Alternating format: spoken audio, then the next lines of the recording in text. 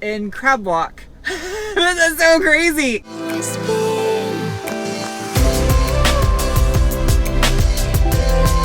Hello, people at the interwebs.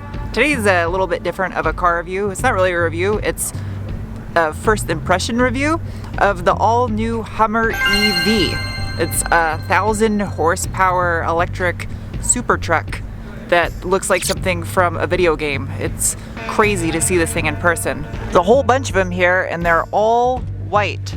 And I brought Charlie along. He's never been to one of these things before, but since it's in Arizona, we just drove up here to it. And today, I'm gonna take it out on some trails, hopefully get a chance to give it a bean score and do a braking test, and nerd out a little bit over the tech specs. I don't have a lift because, well, I'm in the desert. I just learned the hard way that it may look like a rock, but it's poop.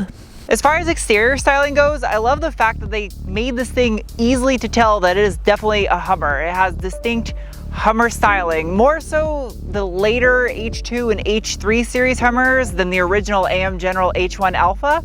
But regardless, there's no mistaking what this thing is. And it looks futuristic too, with the H in the center of the headlight and then the words Hummer across the giant clear grille. I like the fact that this thing adopted the GMC name instead of just being its own brand, Hummer, like it was in the past, because originally it started as an AM General Humvee, and now it is a GMC Hummer. It just, to me, that fits better than just Hummer as its own brand. Despite this one and every other Hummer that's here today being white, there is gonna be more colors available, and there's also gonna be a wagon version, kind of like you had in the original Hummer, where you had the pickup truck style like this, and then you had the full wagon. Now there is not a two-door true pickup bed like you had in the H1 Alpha. As far as wheels and tires go, this one has a bronze package, so the wheels are machine faced bronze. That's why I grabbed this one, because it was the only one here that had these wheels. And they're wrapped in a 305/70/18, which is essentially a 35-inch tire. And this one came equipped with some cactus thorns stuck in it. Whoa. It's plastic. And these are the rock sliders on the side. The only thing that's kind of limited is the breakover angle, because it's kind of a long wheelbase vehicle. The battery hangs down, so it's got those rock sliders right there. And from what I understand, the underside of this thing with all its skid plates is pretty damn puncture proof on the battery in case you do some crazy yeeting off-road. This one's got an accordion slidey boy over the bed. It's actually a pretty good sized bed back here. I almost turned around and stepped right into that cholla cactus. That would have been a bad day for Sarah. This also has one of my favorite features on a GMC truck that I've reviewed before, and that is this tailgate, how it does origami animals. You can grab this in the center, and it's a stopper, so you don't have shit flying out the bed of your truck and taking out the Geostorm behind you. Don't hurt Geostorms, they're a rare breed now. Especially if it's an Isuzu Impulse. They're even more rare. Love this. Whoa, no way. Kicker, it's got speakers. It's got a USB Bluetooth little boombox built into the tailgate. No, I love that. So I just switched it over into off-road mode. There's a little dial here in the center. That's kind of neat because it's got your ride height on there, your crab walk, and a mysterious triangle thing that don't know what that does. And they actually wouldn't tell us what it does. It's a mystery button. Didn't do anything when I pressed it. I guess it's a feature they're gonna add later. Turning the dial, you have my mode, normal, tow haul, terrain, and off-road. And to select it, you must use got it. If you press over here on the side and hold it, that enables the crab walk mode. So because this thing has rear wheel steering, it's capable of doing what's called crab walk mode. And it actually says crab walk here on the center console when you engage it.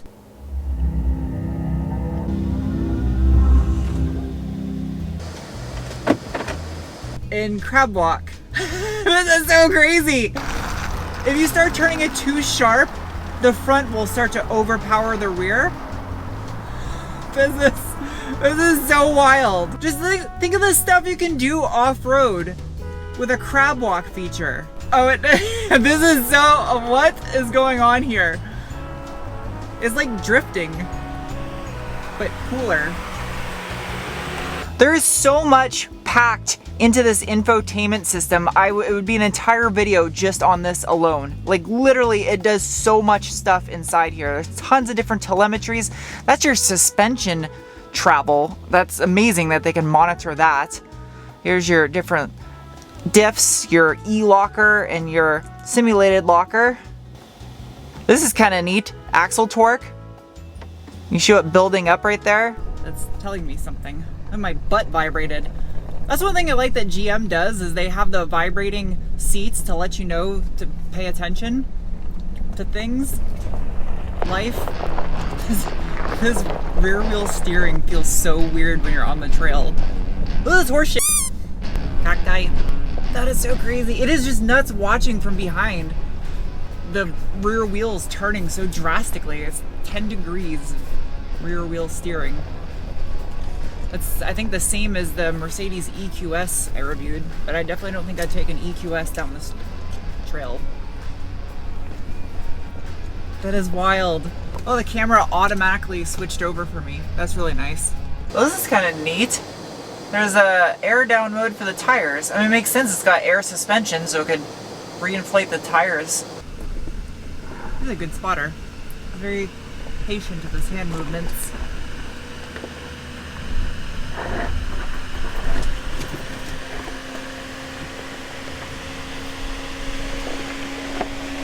Caution, starfish are closer to your vehicle than they appear. What does this say? Poker run. I can't help but doing that every once in a while. It's kind of fun. 1,200 pound-feet of rock launching ability. There's 18 different cameras on this thing, including, it has underbody cams that have washers on them to clean the cameras off for you, which is crazy. I said this trail is mild, and then finally it starts getting aggressive. Okay, we'll come to the first area I'm going to be spotting at. I'll jump out of the front truck. But you can see the underside of it. It does have the rock rails on the sides, but what I worry about is if you came down hard on a gnarly rock right on that battery. I mean, obviously they probably designed that thing to be able to do that, but it's 10,000 pounds coming down on a battery. That's kind of gnarly.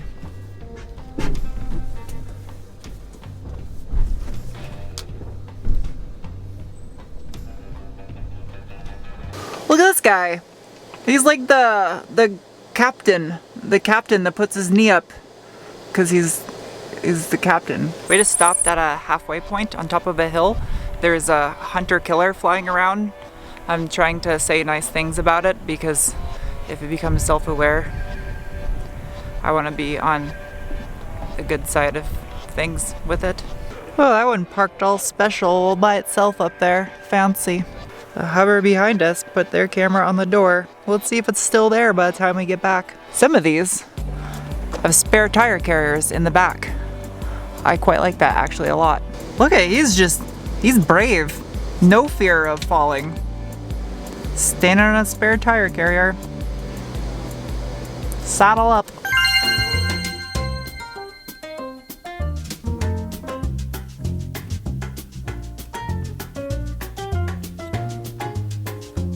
Time for the braking test with a passenger. There's no one behind me. Ready? Here goes. Jeez! Holy shit!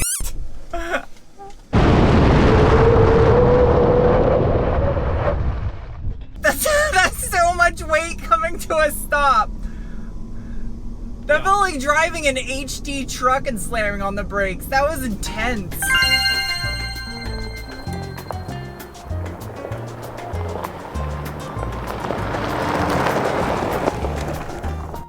In the name of science, I am now going to give this thing the e-beans.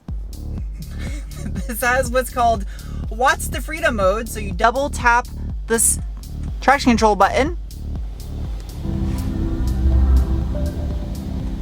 My butt vibrates. That is so cool. It shows you your axle torque up there, 12,000 the gauge goes all the way up to. That's a multiplier because you're gearing. And in the center console, what? I'm on the moon! Okay, continue. And then it lowers the vehicle. It's lowering to freedom. Kind of squats down like a cat does on a carpet before it starts dancing, and then Shaq comes into the screen and Shaq's dancing and then the cat's dancing. And then press the gas and floor it. Ready? Release brake. Go.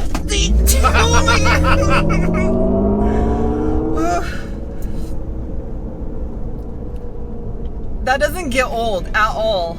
As far as on-road driving goes, you can tell the weight of this thing, but not as much as I thought I would, considering how much it weighs.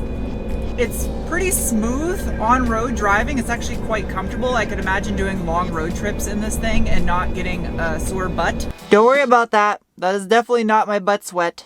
Off-road wise though, the suspension, you could kind of tell the weight of the truck, especially at higher speeds. Hitting bumps, it would jar the truck, and it felt more like an HD vehicle.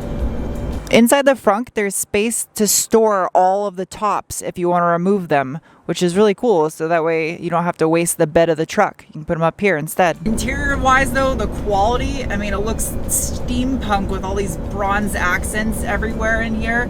The screens are absolutely enormous for your gauge cluster and the infotainment system. There is a sharp learning curve though. There's so much tech packed in this stuff that if you just hop in the vehicle and expect to know how to use things, you're not going to. You really have to spend time in the truck and learn the controls, learn the features. The tops in here essentially have 4 individual little T-tops that you can take off, kind of like you have in the front of the new Bronco. They're made out of a Lexan plastic material instead of glass to make them lighter. I wonder how these will age in the sunlight though.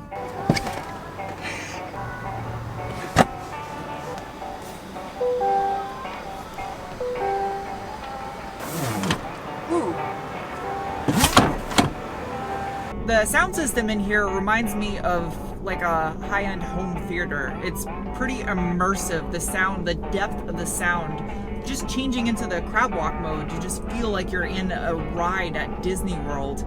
How immersive the sound is all around you, and the seat vibrating, just kind of adding to the effect of it. It's like in the movie theater when the Dolby Digital thing comes up and it's like and the whole... Yeah. As far as recharge times go, you can add 100 miles of range in 10 minutes with DC fast charge, but with 320 plus miles of range, that's totally usable for a road trip. I definitely look forward to having one of these things in Tucson to be able to do a proper review on it for you guys. So technically this wasn't an actual review. I'm not gonna give it the full rating of what I do in a normal car review because this is just a quick half of a day to get to experience the new Hummer EV. But I think I can successfully still give it a bean score. And that is a rating on a 1 to 5 scale based on the feeling you get behind your belly button when you extract those sweet beans. That wasn't a fart joke. Anyway, this Hummer EV is getting a rating of 3.6 beans. For this thing to weigh almost 10,000 pounds and completely fucking annihilate your gut, it defies everything that I thought was possible with science and earth and shapes and colors. This thing is ridiculous. And I hope to do a full review back at my shop, although my lift can't even pick this thing up. It weighs too much. I'll have to use the shop next door. They have a HD lift. Anyway, I hope you guys enjoyed this video of sorts. Now I'll see you soon with another. Bye!